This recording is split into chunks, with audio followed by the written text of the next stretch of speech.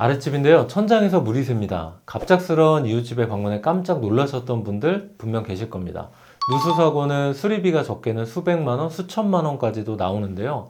그래서 사고가 나면 다들 급하게 보험부터 찾게 되는데요. 어떻게 대처해야 될지 난감할 겁니다. 그런데 정말 안타깝게도 사고가 발생하고 나서야 그 사실을 알게 된다는 거죠. 대부분의 분들이 단돈 10,000원짜리 보험 하나가 없거나 이미 보상을 제대로 받기 어려운 시점에 연락을 주신다는 겁니다.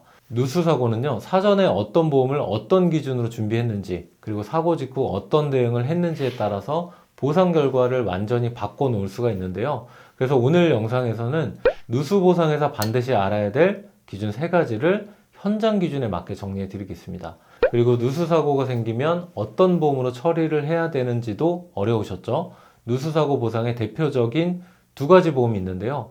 일상생활 책임보험이냐, 급배수시설 누출손해냐 헷갈리셨던 분들 많으실 겁니다. 오늘 영상 하나로 그 차이를 명확하게 정리해 보겠습니다. 오늘 정보가 도움이 되시면 구독과 좋아요도 한 번씩 부탁드립니다.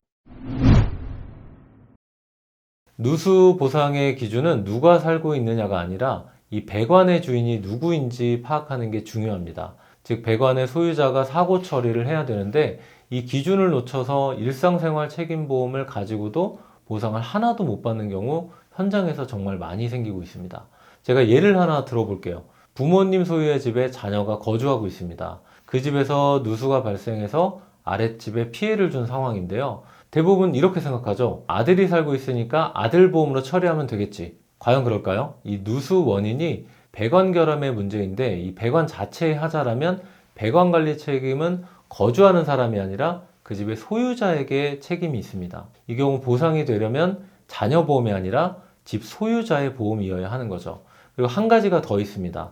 아랫집에 물이 샜다고 해도 무조건 우리 집 배관에 대한 문제라고 볼 수는 없는데요. 그게 우리 집 배관 문제인지 아니면 공동으로 사용하는 공용 배관의 문제인지를 먼저 파악하는 것도 중요합니다. 만약 공용 배관의 문제라면 내가 피해를 보상하는 게 아니라 관리사무소에 보상을 요청을 해야 됩니다. 그렇다면 집이 2채인 상황에서 임대해준 주택은 어떻게 해야 보상을 받을 수 있을까요? 2가지 조건이 있습니다. 2020년 4월 이후 가입된 일배책 보험에 개정된 약관이 적용이 됐는데요. 그 이전의 약관에는 피보험자의 주거 조건이 있었습니다. 하지만 개정 후에는 소유자인 피보험자가 임대 등을 통해서 주거를 허락한 자가 살고 있는 주택도 포함해서 보상하도록 변경이 됐습니다. 즉 소유주인 집주인이 가입한 일상생활 배상 책임보험이 2020년 4월 이후에 가입한 약관이어야 되는 거고요. 또 누수가 된 해당 주택 주소가 보험증권에 정확히 기재가 돼 있어야 됩니다. 즉 내가 거주하고 있는 집은 본인의 일배책 주소지로 지정을 해두는 거고요. 임대해준 집은 배우자의 일배책 주소지로 지정을 해두시면 됩니다. 여기서 중요한 부분은 임대해준 집은 2020년 4월 이후에 가입한 일상생활 배상 책임보험이어야 한다는 부분이고요.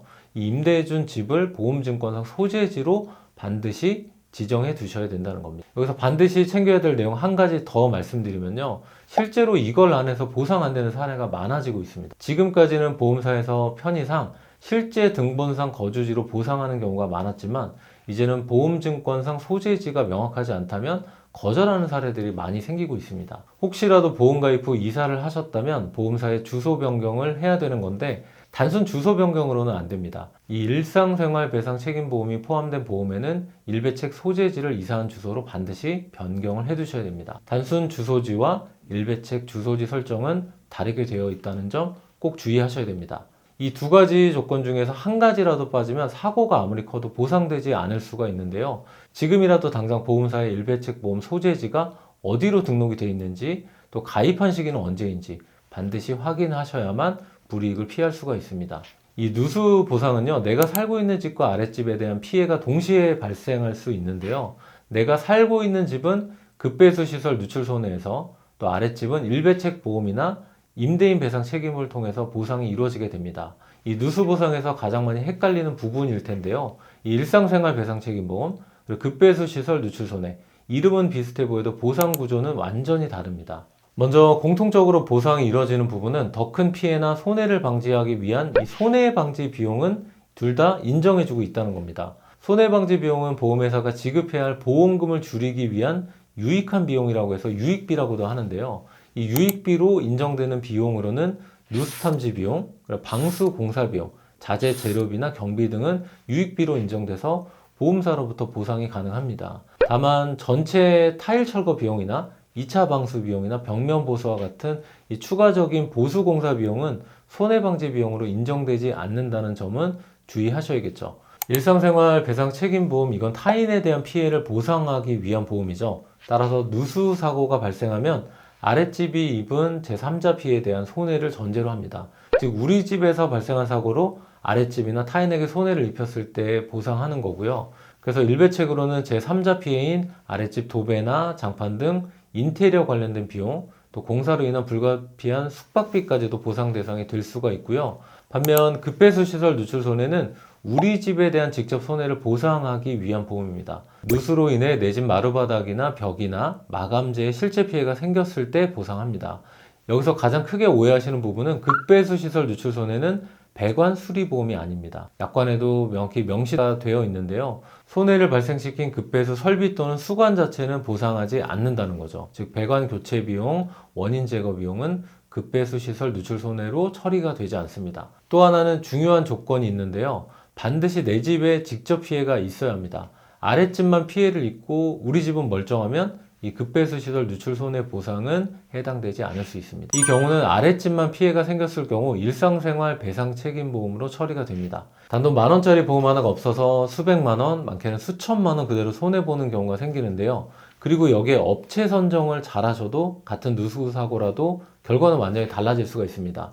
누수 업체 선정할 때 두 가지 기준을 정하셔야 하는데요. 첫 번째는 보험사와 사고 담당자와 소통하면서 견적을 확정하는 업체인지, 또 보험사 상의 없이 그대로 진행한다면 피하셔야 하고요. 또 공사 계약서를 제대로 작성하는지, 이 계약서 없으면은 향후에 분쟁 가능성이 매우 높습니다. 이 누수 보상에서 반드시 지켜야 할 순서는 이렇게 정해야 됩니다. 보험사에 사고 접수를 먼저 진행을 해야 되고, 사고 사진이나 공사 견적서 내용 등을 확인 후에 보험사 담당자와 소통 후 공사를 진행하셔야 된다는 거고요. 이 순서만 잘 지켜도 10,000원짜리 보험 하나가 수천만 원 피해를 막을 수 있습니다. 오늘 영상에서는 이 딱 세 가지만 기억해 주세요. 누수 보상의 기준은 누가 사느냐의 문제가 아니라 배관의 소유자가 누구인지가 중요합니다. 그리고 아랫집 피해는 일상생활 배상 책임보험에서, 그리고 우리 집에 대한 직접 피해는 급배수 시설 누출 손해에서 보상이 이루어진다는 점이고요. 또 보험사와 소통하는 제대로 된 업체 선정이 올바른 진행 순서입니다. 이 누수 보상은요, 운이나 요령의 문제가 아닙니다. 이 기준과 순서의 문제인데요. 현장에서는 단 한 번의 잘못된 판단이 수천만 원 피해로 이어지기도 합니다. 오늘 영상이 여러분 사고 현장에 조금이라도 도움이 되셨길 바라고요. 저희 진짜설계사 보험 분석팀에서는 10년 이상의 보험 전문가들이 한 분 한 분 최선을 다해서 상담해 드리고 있으니까요. 더 궁금하신 내용은 댓글창에 오픈 채팅으로 들어오셔서 편하게 문의를 주시면 됩니다. 그럼 다음 영상에서는 더 도움되는 내용으로 다시 찾아뵙겠습니다. 긴 영상 시청해 주셔서 진심으로 감사드립니다. 보험 광고는 심의 기준을 준수하였으며 유효기간은 심의일로부터 1년입니다.